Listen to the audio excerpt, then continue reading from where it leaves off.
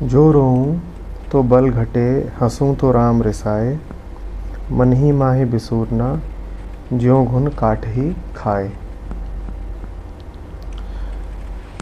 जो रोऊं तो बल घटे, हंसूं तो राम रिसाए।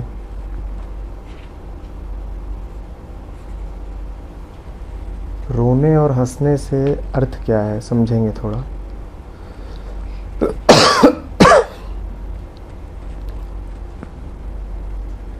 एक ही बल है,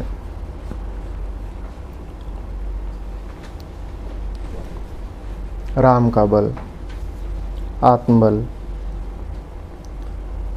परम का बल, पूर्ण का बल, स्रोत का बल। मन जब रो रहा है तब मन कह रहा है कि वो परम है ही नहीं, ये मन की धारणा है। मन जब रो रहा है तब मन की धारणा है कि वो परम है ही नहीं, अन्यथा रो कैसे सकता था।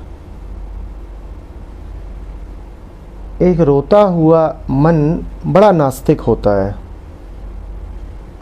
रोने का अर्थ ही है कुछ कम हो गया, कुछ खो गया। और जिसके पास वो पूर्ण है, वो परम है, वो कैसे कह देगा कि कुछ खो गया, कुछ कमी आ गई, नुकसान हो गया। रोने का अर्थ ही यही है कि तुमने इधर उधर की चीज़ों को बहुत महत्वपूर्ण मान रखा था, अब जब वो खो गई हैं तो तुम रोए पड़े हो। जो असली है वो तो खो सकता नहीं, तो इस कारण जो असली के साथ रहेगा उसको कभी रोने की स्थिति आएगी ही नहीं। जो रोऊं तो बल घटे, रोने का अर्थ ही यही है कि जो असली बल था तुम उससे दूर हो गए हो, वरना रोते कैसे।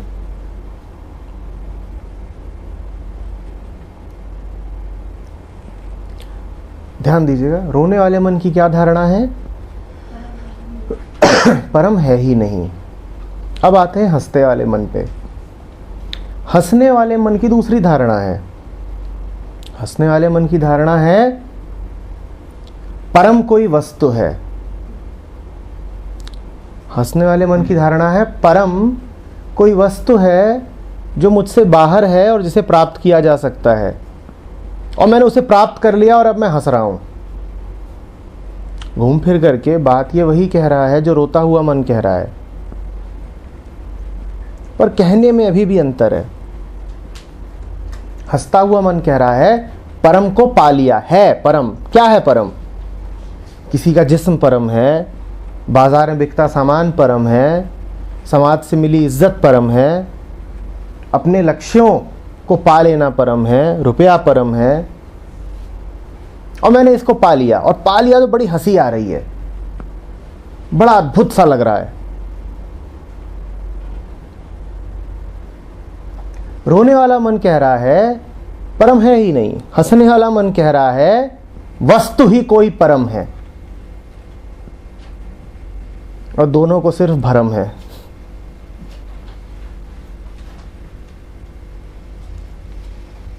जो रोऊं तो बल घटे, बल का घटना लाजिमी है।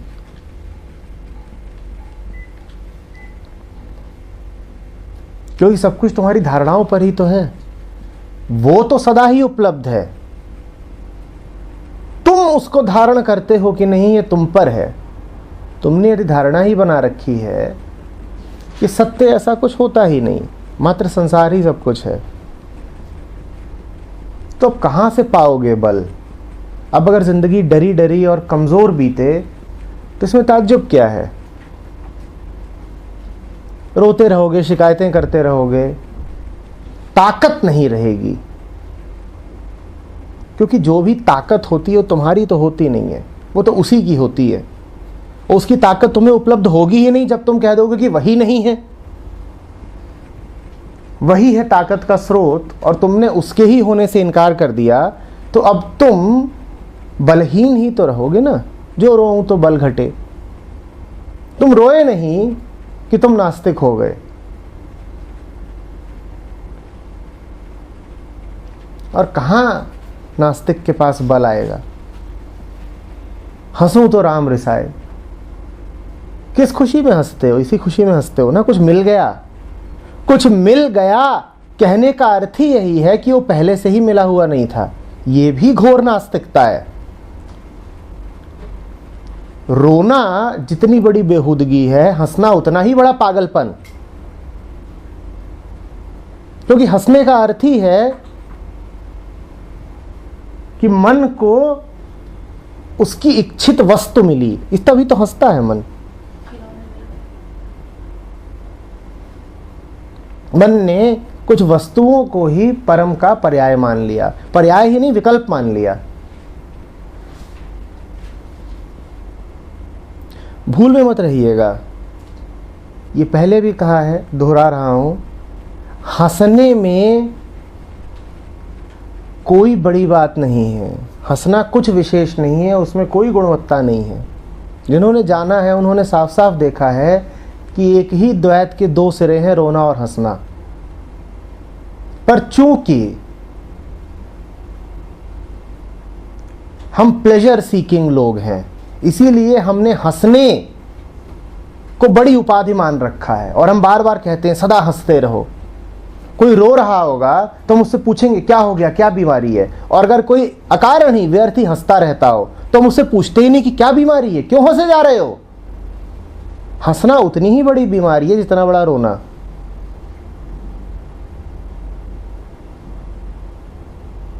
जो रोऊं तो बल घटे, हंसूं तो राम रिसाए।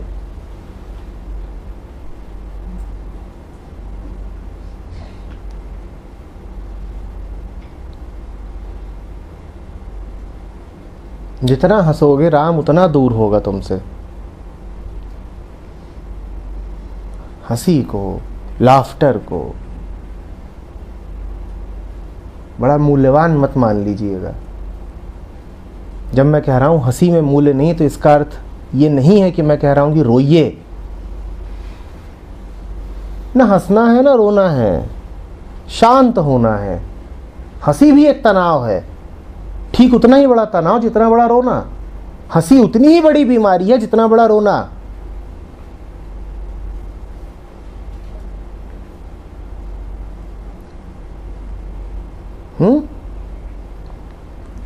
हर द्वैत के साथ यही है।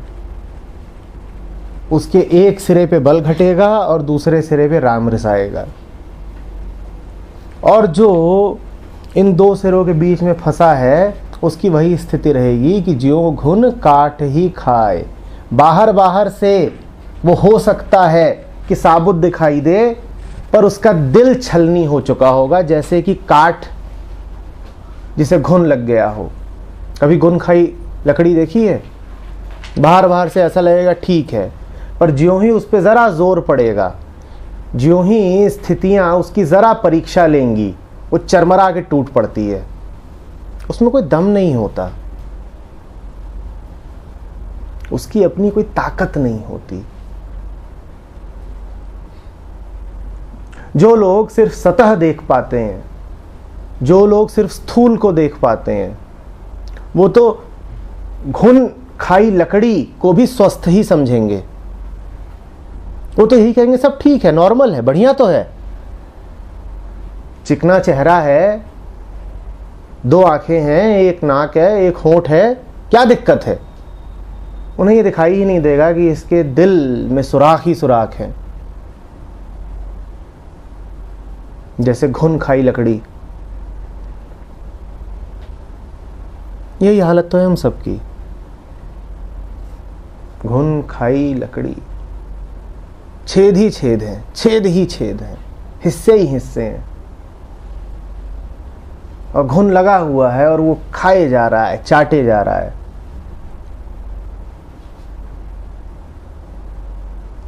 और बड़ा चालाक घुन है, अंदर अंदर चाटता है।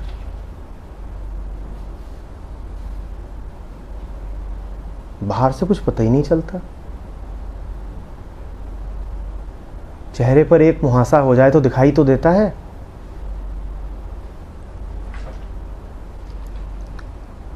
यहाँ तो मन टुकड़े टुकड़े हुआ पड़ा है पर दिखाई नहीं देता। बीमारी आंखों से प्रकट नहीं होती।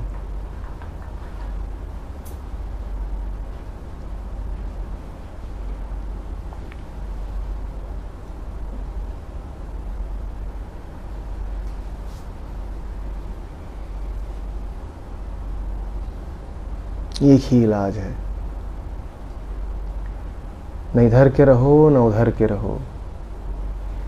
इसी द्वैत से उठ जाने को बुद्ध ने मध्यम मार्ग कहा है। मध्यम मार्ग का मतलब ये नहीं है कि इसके और उसके बीच में आके बैठ गए। मध्यम मार्ग का अर्थ यही है कि न हंसना है न रोना है। पागल मत बन जाइएगा कि बुद्ध कह रहे हैं कि इनके बीच की किसी हालत में रहना है। मध्यम मार्ग है भाई, या थोड़े समय के लिए हंसना है, थोड़े समय के लिए रोना है। मध्यम मार्ग का अर्थ है द्वैत के न इस सिरे पे हैं न उस सिरे पे हैं, न इस ध्रुव पे हैं न उस ध्रुव पे हैं। हम किसी और आयाम में हैं। हम उस तल पर हैं ही नहीं जिस तल पर हंसा जाता है या रोया जाता है। हम किसी और तल पे पहुंच गए हैं।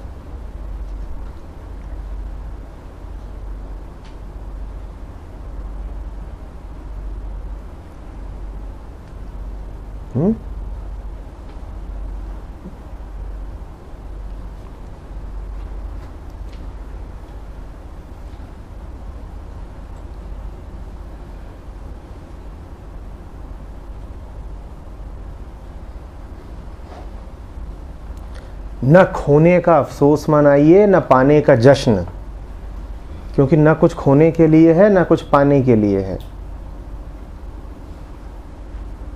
खोने का अफसोस भी पागलपन है और पाने का जश्न भी बेहूदगी।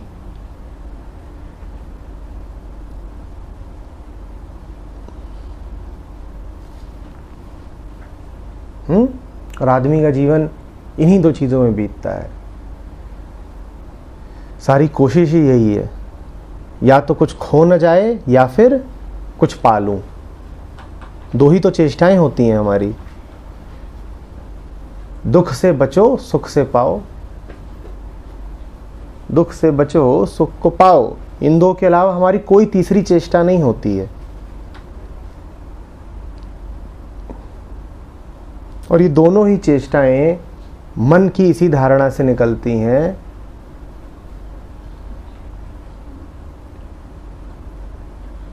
कि वो परम या तो है नहीं, या वो कोई वस्तु है जिसे मैं हासिल कर सकता हूं।